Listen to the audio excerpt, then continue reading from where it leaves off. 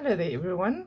I hope that everybody had a great weekend, and it's happened sooner than I think we all expect, where we find ourselves here for the Monday reading again.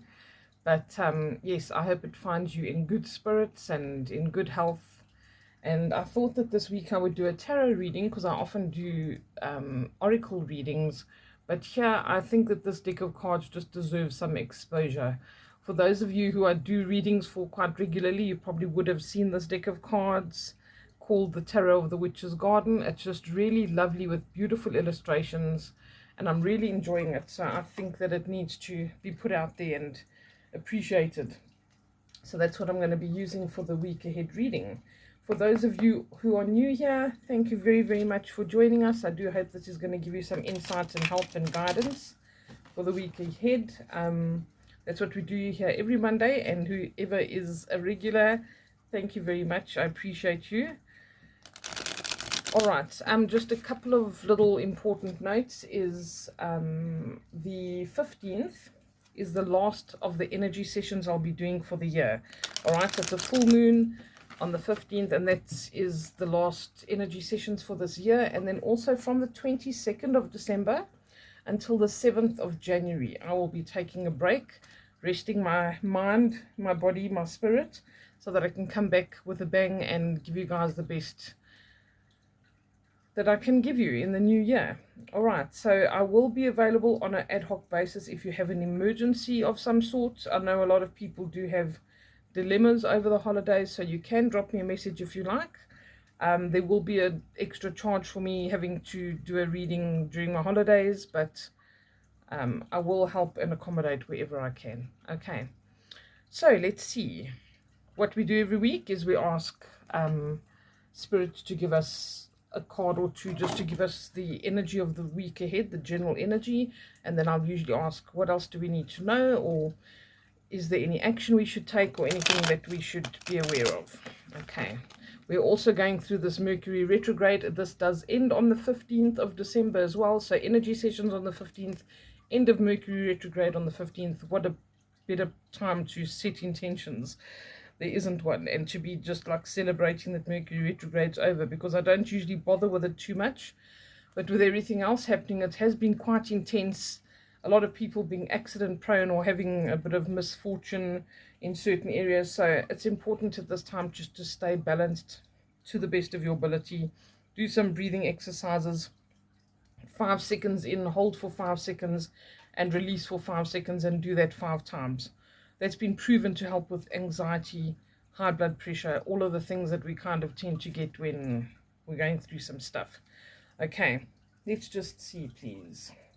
May I have a card that gives me the energy for this week ahead, please? What is the general energy of this week ahead? There we go. The High Priestess. Okay. All right, the High Priestess is very much about going within. It's usually when we're at some kind of a crossroads in our lives, we need to make a decision about something. It can sometimes be something that really does take a lot of deep contemplation, an important decision, or something that can be maybe a little bit emotionally upsetting for us, and we do tend to retreat. This is quite interesting because this is the general energy of this time, because we are in such a intense Mercury retrograde and we are experiencing a lot of emotional shifts and all kinds of stuff. It's getting to a time where the end of the year is coming. We all have checked out mentally and emotionally on some level, especially if we work in a very demanding environment. And sometimes we just need that time out. And this is about connecting to our emotions, just assimilating information, contemplating things, maybe being a bit emotional and allowing yourself to do that, because she's very much connected with the moon and emotions. And the moon is also about us delving into our spiritual side, listening to our inner wisdom, connecting with your guides and your guardians, your angels, your ancestors, whatever your belief system is around that, but connecting with yourself. And by connecting with our higher selves, we automatically connect with those guiding kind of energies. All right, and that's when we need them the most. We need to go within. We need some quiet time to contemplate something, to really tap into that essence, that very sacred higher mind and higher information that we can have access to.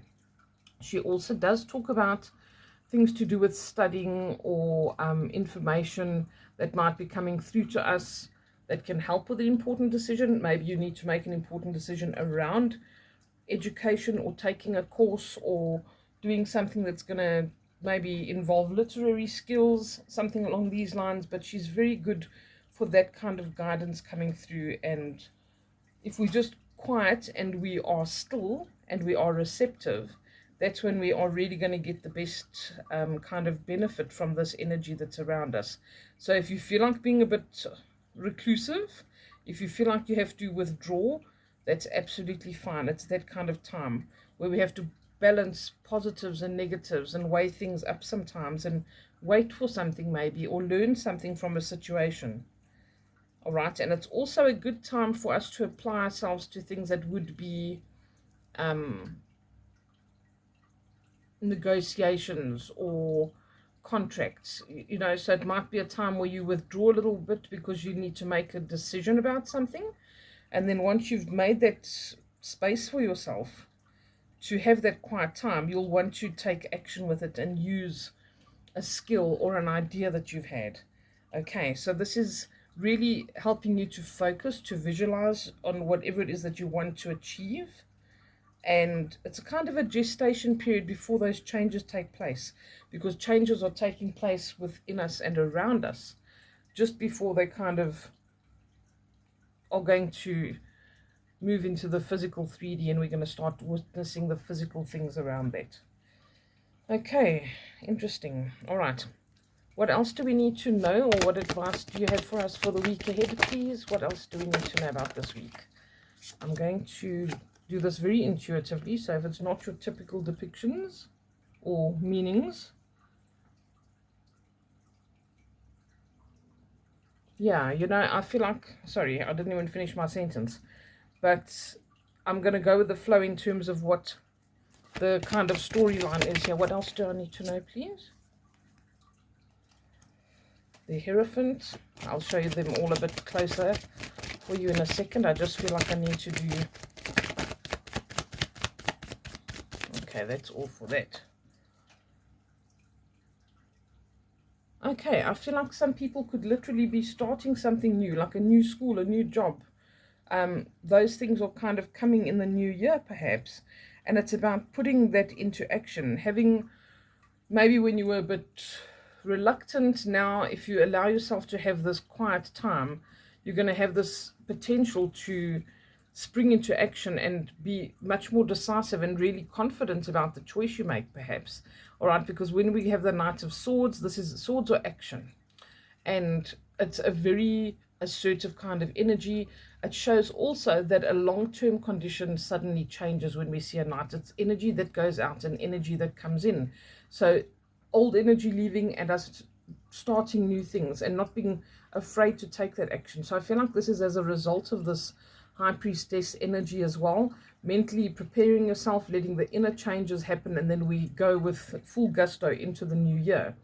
And the Hierophant is talking about being in a situation where we can definitely once again learn something. It might be an institution that you join or you go to further your knowledge, or maybe to teach others.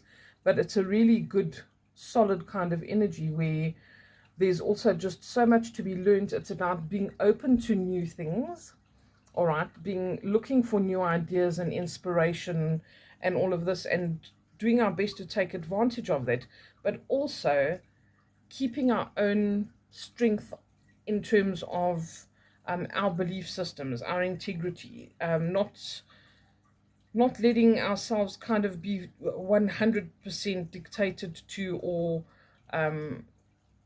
led down a particular path that we maybe don't want to be led down. All right, so it's saying also, if this seems really challenging, if it feels like something that's going to be really hard work, don't be afraid of that.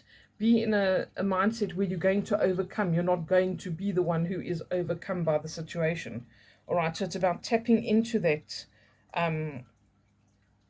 different way of doing things, opening up to taking action in a different way or making different decisions around certain things. And also, if something hasn't worked for us, or we feel like we're settling for something, or we're compromising ourselves, let us be okay with rather going without than to actually engage in something that our heart is not truly in. All right, so that's very important as well. I do feel like we need another card. I just need to know, let me just think of what it needs to be about.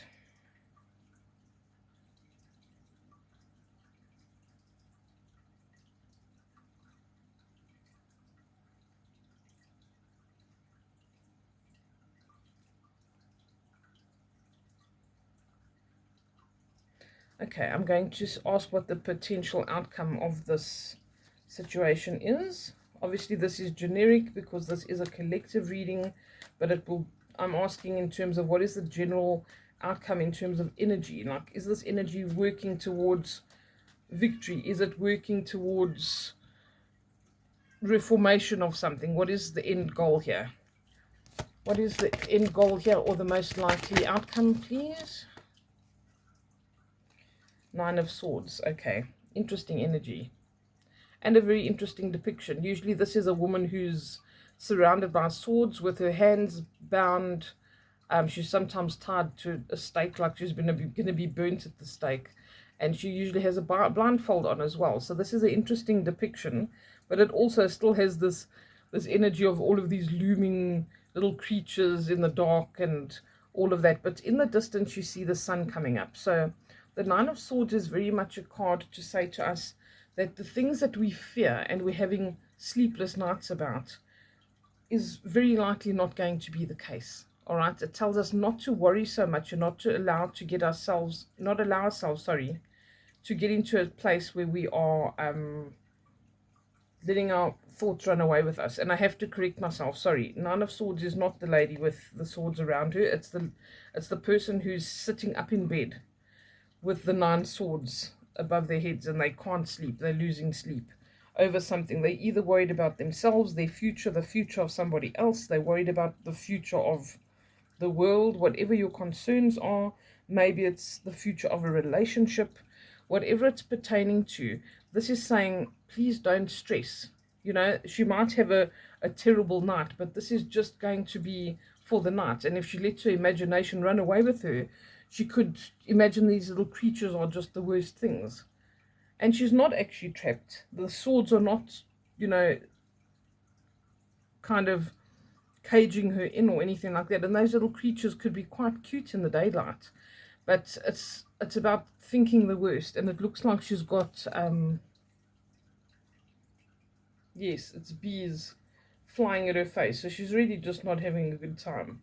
But it's a temporary situation, and very temporary. Like, it's very fast moving energy, actually. It can lend towards being like this reclusive kind of energy, even feeling a little bit depressed or frustrated or morbid about things, but eventually us realizing everything that we worried about was just not the case. Okay, so this is about bringing a new state of consciousness, a new state of being for us in different ways, and an experience that we maybe didn't anticipate.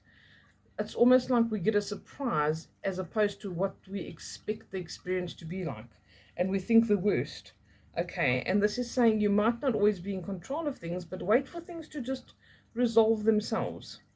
Because I feel like, again, this moon energy is very prevalent, and there's a lot of changes that take place on the inner planes that we don't see, and or maybe not ready to be propelled into the physical 3D, but they eventually will. It's like, don't worry, something's happening, and time is going to kind of end up working to your advantage. So if something looks like you've lost out, or it's something that really you feel should have worked out, or you failed at something, this is saying, look at it and ask what the lesson was. How do how does this present itself as an opportunity for growth? Because that's what we need, and we need to see things differently, and that's going to bring that opportunity for us to have a different awareness, to see things from a different angle. I think this card often talks about eliminating fear and spiritual maturity, that we have to also develop, that faith and that courage that we need to make big steps in order to grow, not only physically and emotionally, but also on a spiritual level at certain times. And it'll be a case of, I was so worried about this, and at the end of the day, I should have just had more faith. That's what I feel like this energy is. So it can be a trying time, but I think that it can really have a good result. All right, our card from the bottom of the deck is the Nine of Wands. This is also like an overall energy that I like to draw on sometimes. And this Nine of Wands, it's showing that she's had a bit of a rough time, but she's almost at the end of that. When we have a 9, and here's another 9, this is showing that there's definitely change. We're getting to a peak of experience where it's almost closing a chapter. We're getting really close. And with this particular card, this is about gaining wisdom from all the difficult things we've done. Like, she's had a big job here to find all of these ones, set them alight. She looks like she's been fending for herself for a long time. She might be on the lookout for someone else.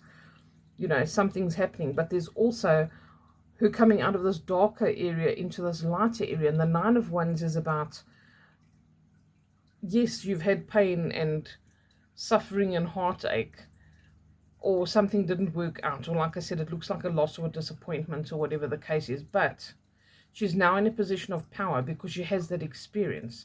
She's dealt with certain things. She hasn't avoided them. She's worked through them, and so they no longer have any power over her.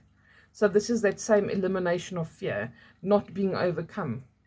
Okay, not rather going without than compromising yourself when it comes to maybe your belief system or your values, your integrity.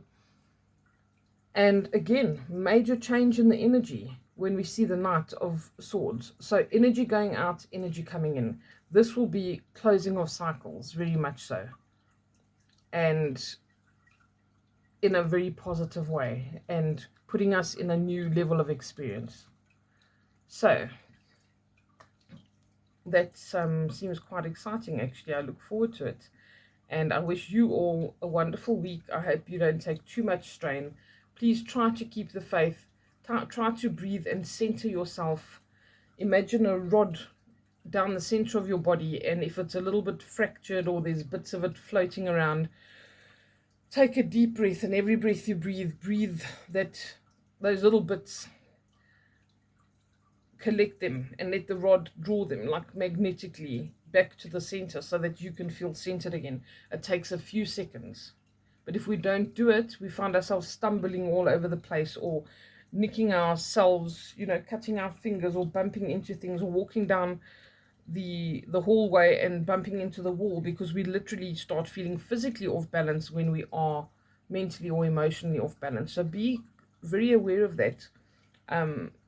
Take note of what your body is telling you if you're feeling a bit off balance, because this can really happen during this time, and it can make us do silly things. We can have little accidents and have bumps and bruises, or a bumper bashing, or all kinds of silly things that can be avoided. So try to keep yourself mentally and emotionally balanced. It can be volatile time. We can blurt something out before we think, be a bit harsh with others, and then live with regretting it or feeling bad about it, which gets us even into more of an emotional state. So try to stop that cycle for yourself, and whenever possible, stay as balanced as possible. Okay, so please don't forget, 15th of December is the last energy sessions I am doing. It's also the end of this Mercury retrograde, and I hope that it's not too rough for you. I'll chat to you all again soon, and I send you lots of love. Bye for now.